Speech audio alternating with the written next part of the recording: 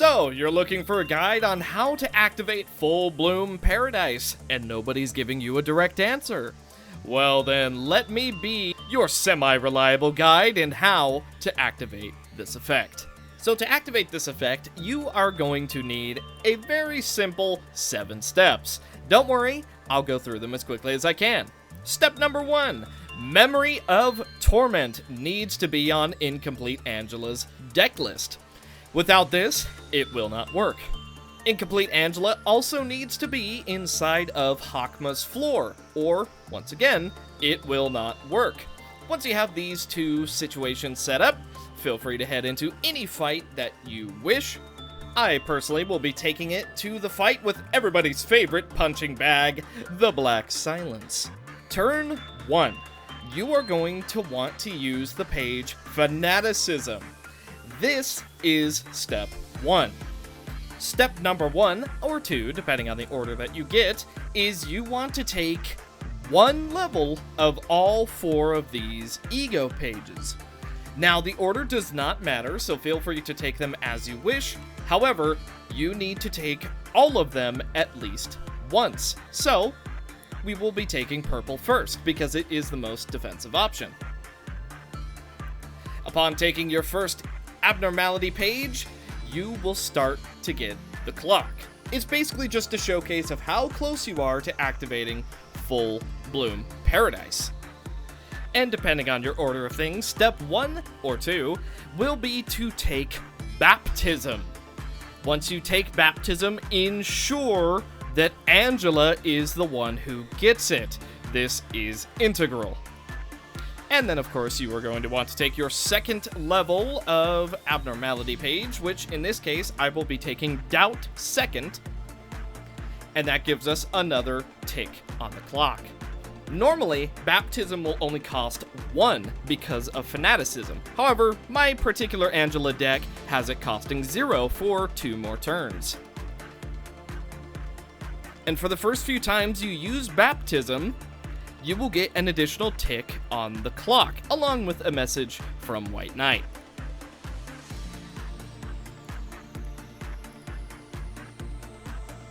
Now, for Baptism, you need to stack it up to 12.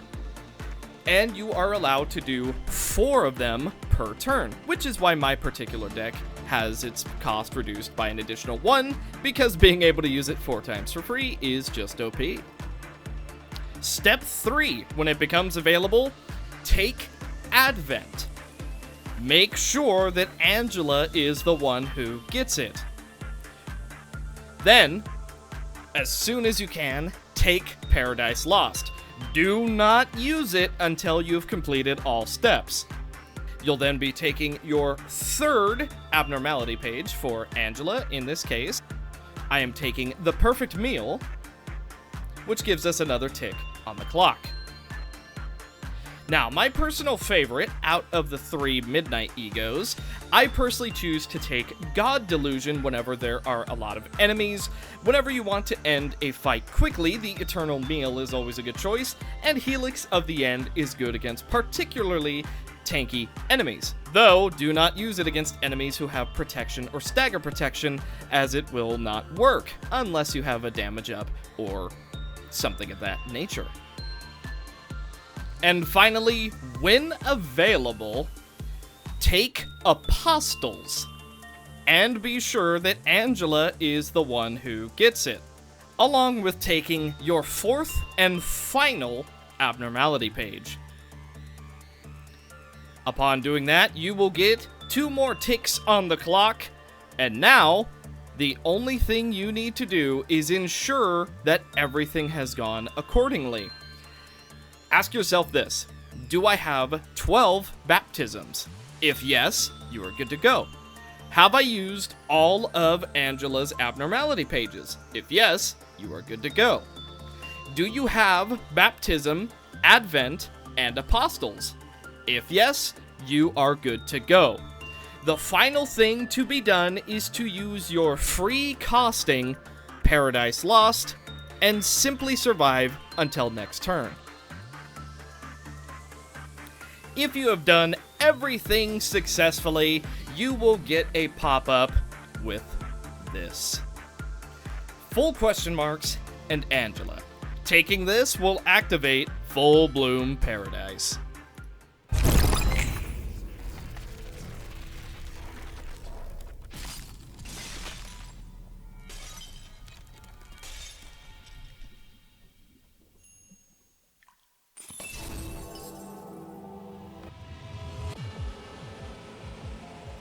Congratulations! You have unlocked one of the most overpowered finales at your disposal.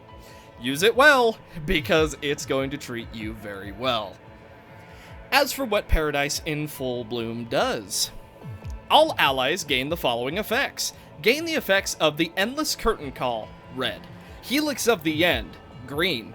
The God Delusion, purple. And the Eternal Meal, orange. At the start of each scene, restore 3 additional light and draw 3 pages. If HP drops to 1, HP becomes unable to lower and the character becomes suspended. If all librarians are suspended, the reception is lost. Your passives will also change to the add. All positive statuses and status ailments applied to this character are shared with all other allies. Original Sin. Whenever this character recovers HP or stagger resist, all allies recover HP or stagger resist by the same amount. So, if Paradise in Full Bloom recovers 10 health and 10 stagger resist, all of your allies will recover 10 HP and 10 stagger resist. Upon taking damage, if there are non-suspended allies, reduce incoming damage to 0 and divide the damage taken between all not suspended allies. Meaning, Paradise in Full Bloom can only be killed if all allies are suspended, aka dead. Your apostles will also gain new effects, such as Apostle of Sin. Becomes uncontrollable, does not take damage from page effects, prioritizes the target that Paradise in Full Bloom attacked last. Recklessness, ignorance, arrogance, and hypocrisy. All dice rolled by this character gain additional effects depending on their type, up to 3 times per scene. Slash on hit. Deal damage equal to 1% of the target's HP. Pierce, inflict 1 to 2 erosion. Blunt. Deal stagger damage equal to 5% of target's stagger resist. And block. On Clash Win, all allies recover 3 HP and stagger resist, which technically converts into 6 because of Paradise in Full Bloom. You can also see which apostle has which effect simply by clicking on them. For example, Annabelle here has the Eternal Meal, which is the level 4 orange. Abby has Helix of the End.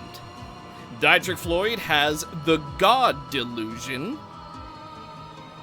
And Caden Ryder has the Endless Curtain Call. And that is a long and short of Paradise in Full Bloom.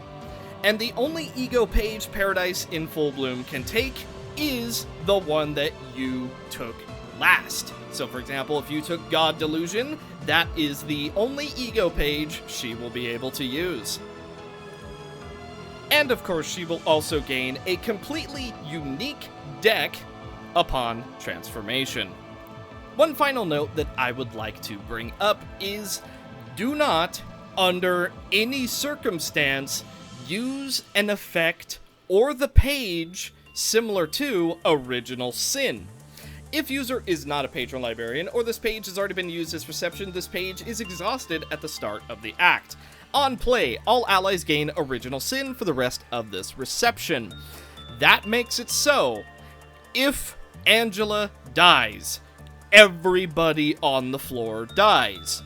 But all emotion levels are shared, and you can permanently gain emotion levels. However, it is capped at 5. So the reason you do not, under any circumstance, want to use this page or effects similar to it is because all of your allies die upon becoming Paradise in Full Bloom, but are then immediately revived as apostles.